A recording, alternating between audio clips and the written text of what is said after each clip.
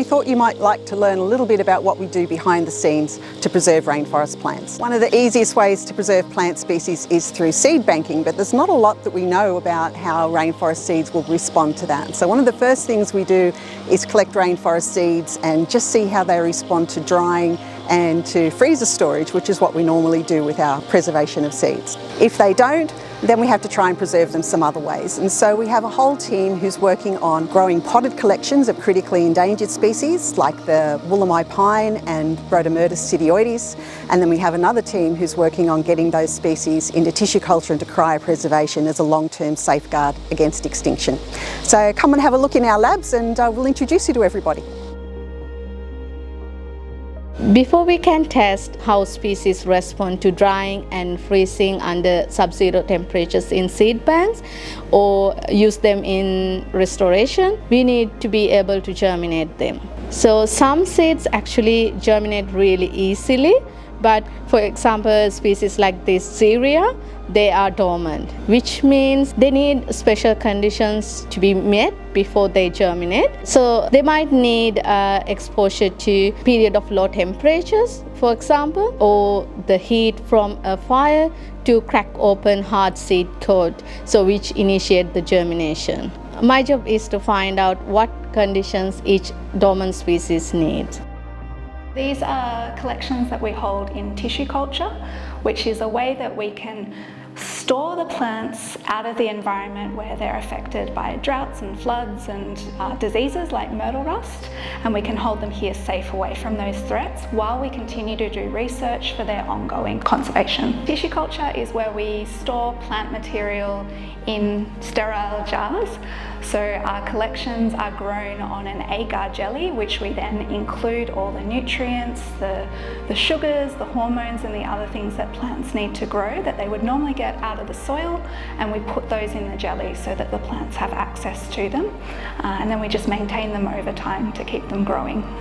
Subculturing is a process where we move the little cuttings from one jar to another as they use up all the nutrients in the jelly, and it basically is just taking that cutting out of the jelly and giving it a fresh cut at the bottom, and that allows any of those nutrients to continue coming up through the plant material.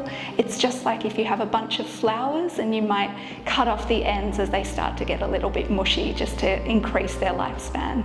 And we can do that over and over again for years if necessary, but it is a very high maintenance procedure, and that's why we're trying to get things into cryo storage so we don't have to do that monthly, 2-monthly maintenance. They use it a lot in horticulture and in agriculture when there's a specific individual that they want to clone. So every single banana tree has come through tissue culture.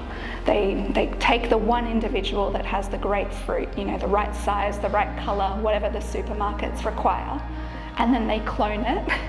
And then those little clones are taken out and grown in huge plantations. And that's why we have such strict quarantine rules, because the chance of one disease wiping out the entire population is really high. So we're sort of on the other side of that, trying to increase the biodiversity that we hold, but we can still use the same techniques.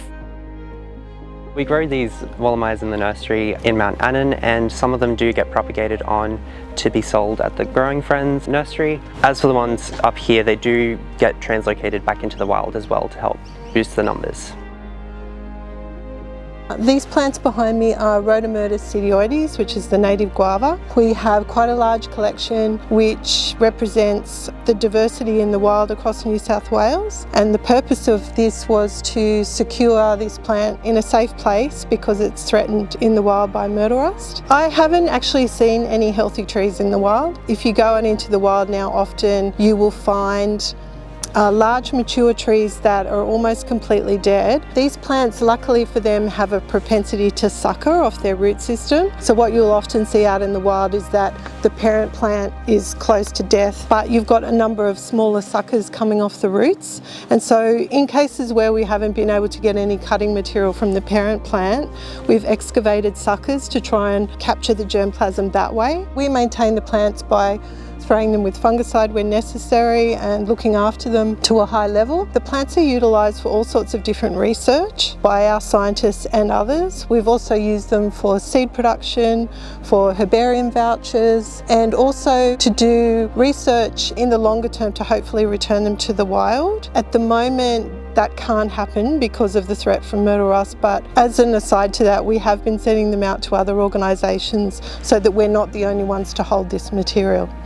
So they're extremely valuable and fantastic plants to work with.